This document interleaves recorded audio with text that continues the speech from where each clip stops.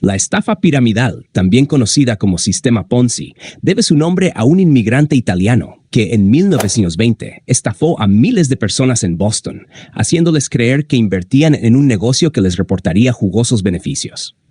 En realidad, pagaba los intereses con el dinero aportado por nuevos incautos. Ponzi fue descubierto tras defraudar $20 millones y dio nombre a una estafa piramidal en la que, todavía hoy, caen incluso los inversores más experimentados. En Cultura Financiera te contaré acerca de Ponzi y cómo inició el sistema de estafa más grande del mundo hasta la actualidad. Recuerda que el que no conoce su historia está condenado a repetirla.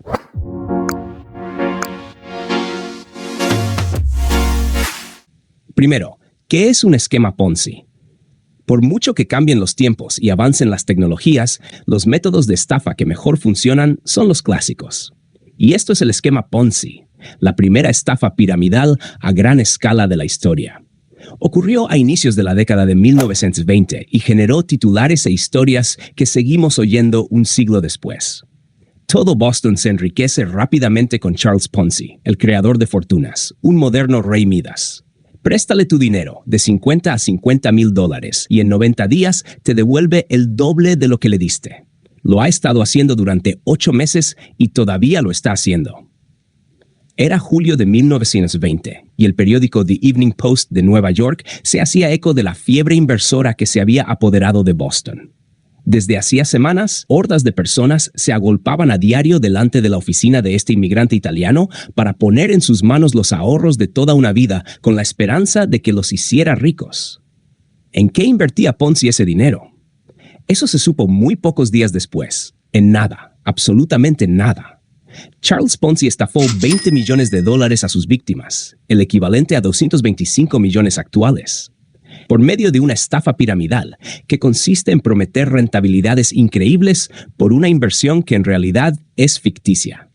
El pago de los intereses se hace a cuenta del dinero recaudado de nuevos e incautos inversores. No fue el primero en llevarla a la práctica, pero lo hizo con tal grado de maestría que a partir de entonces, este método se conoce como esquema Ponzi. Este mago de las finanzas había llegado al Nuevo Mundo 10 años antes, procedente de Italia, con un pírrico capital de $2. ¿Quién era? ¿De dónde salió? ¿Y cómo engañó a tanta gente? Esta es la historia de Charles Ponzi, un timador con encanto.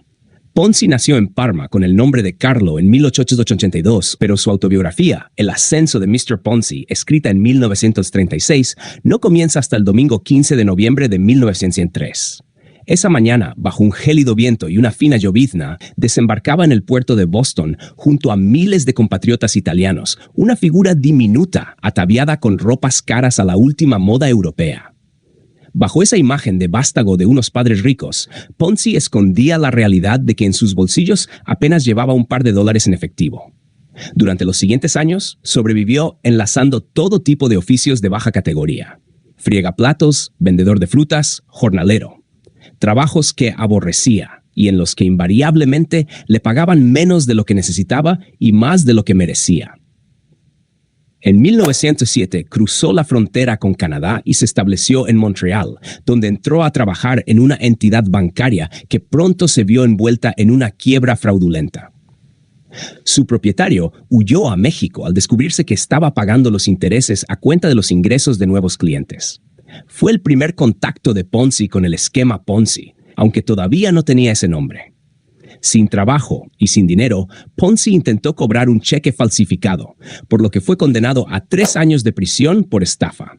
Al salir de prisión en 1911, fue detenido en el mismo tren en el que regresaba a Estados Unidos. Según Charles, todo se debió a un terrible malentendido. No conocía a los 5 italianos que iban con él y que no hablaban ni una palabra de inglés.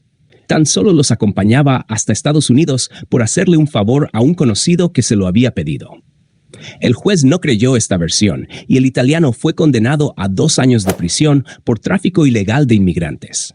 Tras ser liberado en 1912, vagó por diferentes estados haciendo de bibliotecario, pintor o vendedor de coches, hasta que en 1917 regresó a Boston, el punto de partida de su aventura americana, para trabajar como corredor comercial. 14 años después, todavía estaba muy lejos del propósito con el que había llegado: hacerme rico. En Boston conoció a Rose Maria Geneco, el regalo más preciado que Estados Unidos podría haberme ofrecido, y se casó con ella. Cansado de ganar dinero para mis empleadores y ninguno para mí, decidió establecerse por su cuenta. Se le ocurrió la idea que debía hacerlo rico. La Guía del Comerciante, una publicación gratuita financiada gracias a la publicidad. Su margen de beneficio neto debería haber sido de alrededor de $15,000 durante los primeros 6 meses, según sus cálculos. Un negocio redondo, que nadie más supo ver, porque ningún banco le proporcionó la financiación para sacarlo adelante. Casi sin dinero, convirtió su oficina en un coworking, subarrendando el local a otros inquilinos que se hicieron cargo del dinero de mi alquiler. La Guía del Comerciante había fracasado antes de nacer, pero fue la puerta a otro negocio. La idea le llegó como una manzana madura. No habría sido humano si no le hubiera dado un mordisco. Una mañana, revisando su correspondencia, encontró la carta de una compañía española interesada en su guía, que solicitaba una copia de la publicación. Para hacerla llegar hasta España, adjuntaba unos sellos de respuesta internacional. Se trataba de cupones prepagados que permitían realizar envíos al remitente desde el extranjero sin coste para el emisor. Por un acuerdo internacional, estos cupones no tenían en cuenta la fortaleza de la moneda de cada país.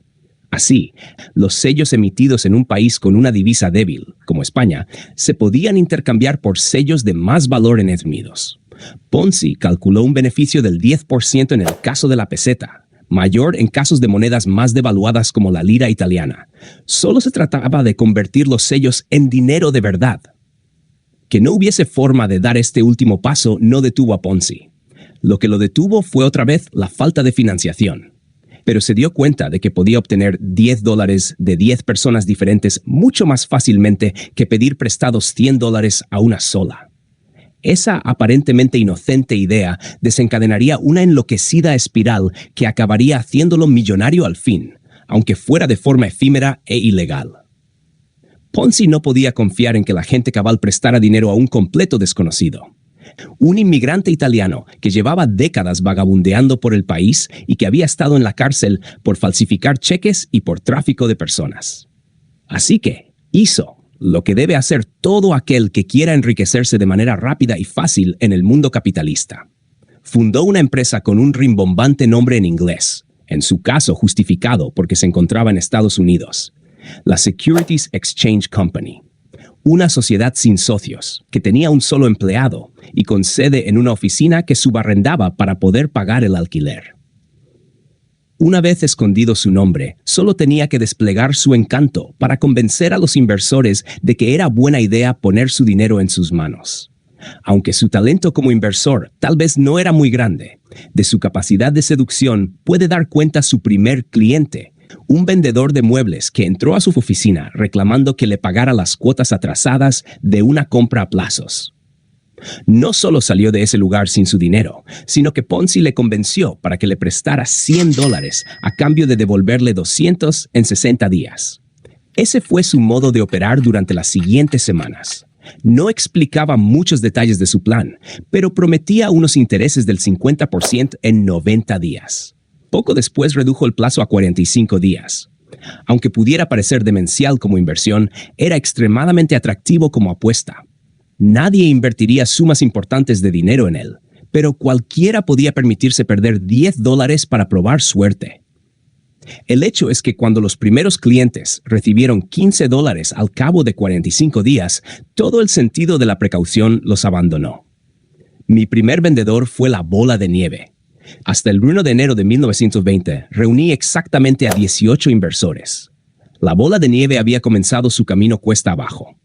Cobró impulso cuando, alrededor de la segunda semana de febrero, pagué a mis primeros inversores $2,478 sobre su inversión original de $1,770, explicaría en su biografía. Desde entonces, cada cliente satisfecho se convirtió en un vendedor que traía nuevos clientes. La legión de inversores creció a pasos agigantados. En julio, más de 30,000 personas habían adquirido pagarés de la Securities Exchange Company por casi $15,000. La bola se había convertido en una verdadera avalancha, Poco importaba que hubieran investigado varias veces sus negocios, él siempre lograba convencer a las autoridades de su legalidad. Tampoco importaba mucho que no hubiera ideado ningún plan para convertir los sellos de respuesta internacional en dinero contante y sonante. Los había dejado de comprar a los pocos días de poner en marcha su empresa y la compañía se nutría exclusivamente de los ingresos que obtenía de sus inversores. Ponzi reclutaba a sus clientes agentes comerciales prometiéndoles un 10% adicional por cada nueva inversión que encontraran. Miles de personas depositaban su dinero en el plan de Ponzi y reinvertían las ganancias en vez de cobrarlas, lo que evitaba a Ponzi tener que hacer frente a muchos pagos. Ponzi disfrutaba de la vida que había perseguido desde que bajó por la pasarela de aquel barco en 1903. Vivía en una mansión de 12 habitaciones con servicio y poseía un par de automóviles. Vestía ropa cara y lucía bastones de malaca con mango de oro, mientras compraba diamantes para su esposa. Cenaba en lujosos restaurantes y se dejaba ver en compañía de lo más selecto de la sociedad bostoniana. Se hizo con propiedades inmobiliarias y adquirió incluso el banco que le había denegado el préstamo para editar su guía del comerciante. Cuanto más compraba, más quería comprar, recordaría. Fue una manía. El sábado 24, el Boston Post valoraba su compañía en $8,5 millones. La bola era ya extremadamente grande y dentro de ella tan solo había el humo que Ponzi había estado vendiendo desde enero. Se había culminado el ascenso de Mr. Ponzi, pero todo lo que sube, baja. El 26 de julio de 1920 se produjo el punto de inflexión en esta historia. Fue el día que facturó más que ningún otro en su oficina de Boston, $15 millones según sus cálculos. Toda la calle era un mar de sombreros de paja y humanidad retorcida, que agarraba nerviosamente fajos de dinero para depositarlos en el negocio del mago que podría convertir a un pobre en millonario de la noche a la mañana, según recordaría él mismo de esa mañana. Pero ese día también apareció un artículo en el Boston Post que sería la estocada final para sus negocios. El artículo señalaba con extrañeza que Ponzi no invertía su propio dinero en una inversión tan fabulosa y, sobre todo, advertía que tan solo había 27,000 cupones de respuesta internacional en todo Estados Unidos y que para que la Securities Exchange Company pudiera hacer frente a los pagos comprometidos se necesitaban 160 millones de sellos. La codicia de los inversores se convirtió entonces en pánico y las colas continuaron, pero esta vez para sacar el dinero invertido. Las autoridades decidieron abrir una nueva investigación y Ponzi se comprometió a no aceptar más inversiones hasta que concluyera. Bajo la apariencia de colaborar con la justicia, lo que pretendía hacer era obstruirla. Ponzi se niega a revelar su secreto sobre cómo hacerse rico, eran los titulares días más tarde. Ponzi desplegó una gran campaña de relaciones públicas y multiplicó sus apariciones en la prensa. Irremediablemente insolvente. Preguntado por cómo convertía los cupones que supuestamente adquiría en dinero en metálico, se limitaba a responder: "Este es mi secreto". Hablaba de un complicado entramado de agentes internacionales que compraban y vendían sellos en Europa y una respetable institución anónima que actuaba como su apoderado en el viejo continente. Lo que hago es absolutamente legal, sostenía entonces. Muchos de sus inversores corrieron a canjear los pagarés de Ponzi. Estos, al menos, recuperaron su dinero, pero muchos otros siguieron creyendo en él y lo idolatraban como un héroe que les había mostrado dónde estaba el dinero. El 2 de agosto, el antiguo jefe de prensa de Ponzi declaró a la prensa que su antiguo jefe era irremediablemente insolvente. Tiene una deuda de más de 2 millones que se elevaría a 4,5 millones si se contaban los intereses. Ponzi se defendió de las acusaciones y amenazó con demandar a su exempleado. El 11 de agosto salió a la luz el verdadero pasado del mago de las finanzas. El Boston Post descubrió el pasado como convicto de Ponzi en Canadá y en Estados Unidos. La revelación dejó atónito a todo el mundo. Mientras, las autoridades fiscales de Estados Unidos continuaban revisando sus libros de cuentas y no tardaron en darse cuenta de la realidad. No había sellos, no había agentes internacionales, ni misteriosa institución que actuara en nombre de Ponzi en Europa. La auditoría concluyó que Ponzi tenía unos números rojos de $3,5 millones. Más tarde se elevaría el agujero a 7 millones. Como consecuencia, El italiano fue arrestado, media docena de bancos quebraron, y los que aún conservaban sus pagarés recibieron 30 centavos por cada dólar invertido. El Boston Post sería galardonado con el premio Pulitzer por sus investigaciones. En noviembre, Ponzi aceptó declararse culpable del cargo federal por fraude postal para reducir su pena a 5 años, de los que solo cumpliría 3 y medio. Pero no contaba con que, a su salida de la cárcel en 1924, debería hacer frente a decenas de demandas en el estado de Massachusetts. Defendiéndose a sí mismo, estaba arruinado y no podía permitirse contratar a un abogado, usó su carisma para librarse de algunos cargos.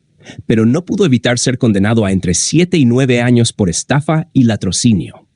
En libertad bajo fianza, mientras se resolvía su apelación, se mudó a Jacksonville, Florida, donde planeó recuperar su fortuna. El plan implicaba, como no, otro esquema Ponzi, esta vez a cuenta de una inversión inmobiliaria. Bajo el nombre de Charles Borrelli, logró dinero para establecer el Charpon Land Syndicate, que debía hacerlo millonario de nuevo comprando y vendiendo parcelas, aprovechando la fiebre inmobiliaria que se había apoderado de Florida.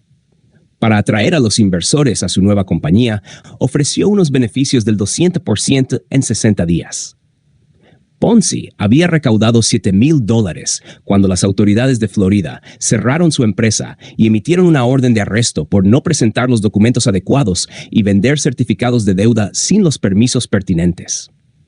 Otra vez, en busca y captura, huyó a Texas, donde fue arrestado cuando iba a embarcar hacia Italia con la esperanza de desaparecer del radar de las autoridades fiscales estadounidenses. Cumplió condena hasta 1934 y fue inmediatamente deportado a Italia, esta vez contra su voluntad. Con 54 años, logró un empleo en una línea aérea italiana que conectaba Italia y Brasil y se instaló en Río de Janeiro. Con el estallido de la Guerra Mundial, la compañía dejó de operar y Ponzi perdió su trabajo, teniendo que ganarse la vida como profesor de inglés y traductor. Divorciado de su esposa desde su deportación de S.U. Mills, Ponzi sufrió un infarto en 1941 y un derrame cerebral en 1948. Pasó el último año de su vida en el Hospital San Francisco de Asís de Río de Janeiro, donde murió el 18 de febrero de 1949. Según parece, tan solo dejó $75 para costear su entierro. Si te gustó este video, no olvides dejar tu like. Comenta si alguna vez te trataron de estafar con este sistema o si te estafaron. Y suscríbete para más contenido similar.